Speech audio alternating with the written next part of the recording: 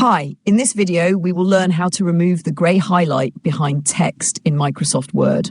Sometimes when you copy text from a website or from another source, a grey background or highlight appears behind the text. This happens because Word also copies the original formatting along with the text. Now let's look at 3 simple ways to remove this grey highlight. First method, select the highlighted text, then go to the Home tab. Click on Text Highlight Color, and from the drop-down menu select No Color. The grey highlight will be removed instantly. Second method, select the text and cut it. Now paste it again, but this time choose the last paste option, which is Keep Text Only.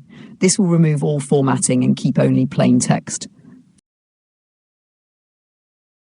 Third method, copy the highlighted text and paste it into Notepad.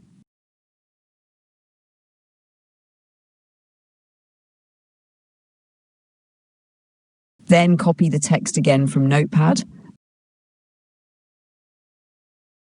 and paste it back into Microsoft Word. This method completely removes any extra formatting.